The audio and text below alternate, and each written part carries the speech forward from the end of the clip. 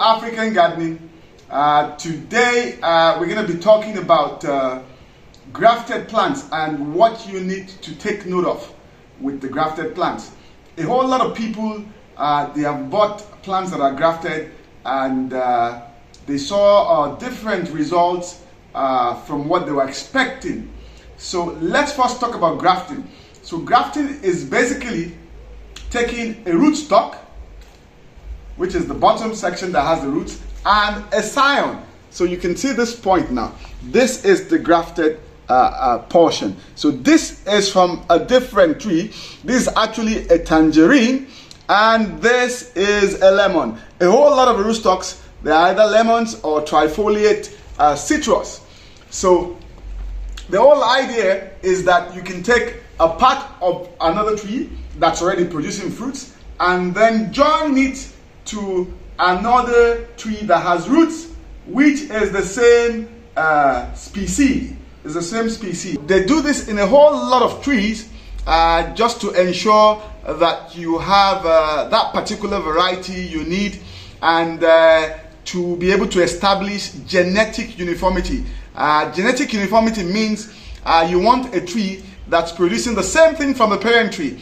So that's why you will take a part of the tree that you desire to have fruits from and then you join it to another tree of the same species using the rootstock. So grafting is a method of plant propagation, as you can see on the screen. However, there are issues with grafting, and the main issue is the fact that more often than not, the rootstock starts growing.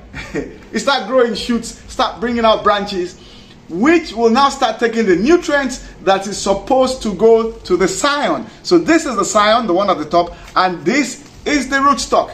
And in a whole lot of trees, I've seen this happen many times.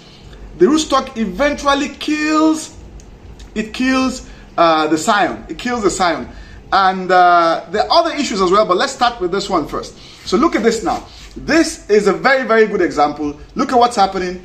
This is the rootstock. This is the scion. Look at it. This is where the scion has been joined. This is the scion. This is part of the rootstock, and it's already showing lemons. You can see the thorns, that these are lemons. Look at the sharp thorns. So these are lemons. So, but meanwhile, the top, which is the scion, it's actually a sumo mandarin. But guess what is even happening? Since I left the rootstock just for the purpose of this video, now the healthy sumo mandarin is already being stressed. You can see all the leaves are down. You can see new shoots are falling off. And these guys here, which are coming from the rootstock, they're fine. So basically, they're taking all the nutrients. Almost all the nutrients are coming. They are being absorbed by this. And this has been growing vigorously. I mean, these shoots, they're just a couple of, less than, let's say about 10 days old. And I mean, look at the vigorous growth. But guess what?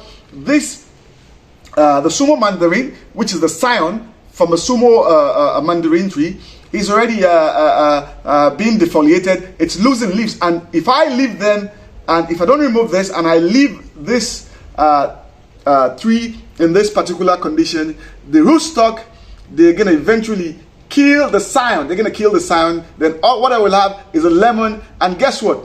Because most of the rootstocks are planted by seed, it takes many years, especially lemons. The rough lemon, it takes about 10, 11 years before you even get lemons. So it's bad news to you. So this is the same thing. Look at what's happening here. You have, I mean, look at the rootstock. I mean, it's bringing lots of shoots, and they're obviously lemons, as you can see from the thorns. I mean, these are lemons, as you can see from the sharp thorns here. These are lemons, and this is another sumo mandarin. Look at where it's been joined. In fact, okay, one side came off, but this is where the scion was grafted. I mean, this is a V-shape grafting method. So this is where the scion was joined to the rootstock. So you can see there's a problem there. If I do not remove this, there will be lots and lots of problems. Now, this is where the grafting gets really, really interesting.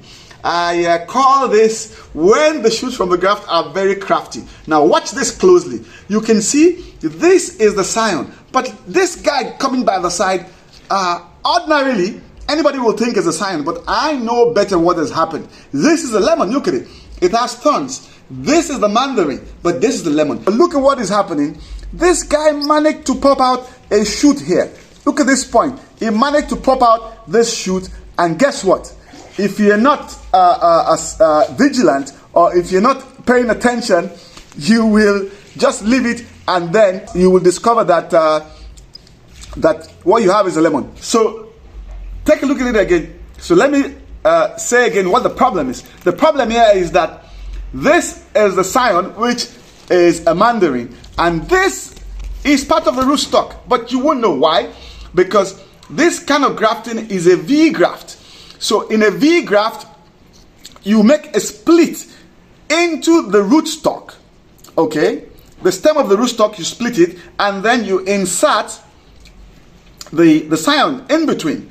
But the problem with this method is, if you're not careful, you will have a shoot like this just behind the split.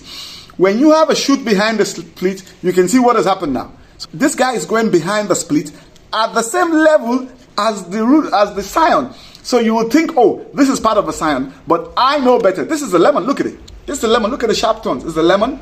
So this is the rootstock, and you can see the shoots from the rootstock. It's already growing larger and more vigorous than the Scion. So a lot of people that do not know, they will now even leave it or cut this off and say, oh, this is the main thing. But guess what? You're going to run into trouble, and then you lose your original Scion. You lose your original Scion. So you always, anything below where the Scion is, you remove them. Then you have to check what kind of grafting.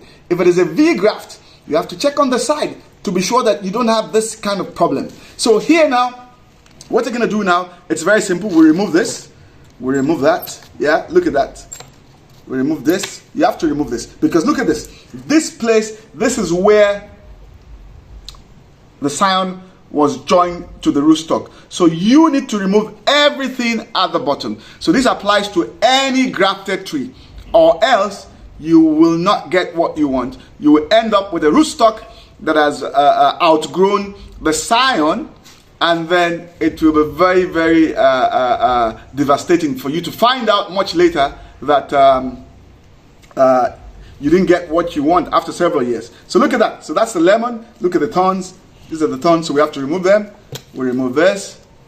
We remove this. Then we come here. Look at that. Look at that. So this is the Scion. This is where it's joined. But the vigorous rootstock, they're coming out. So this needs to be removed. See what I mean? Look at the thorns. So this is the lemon. This is not part of the mandarin. This is a lemon.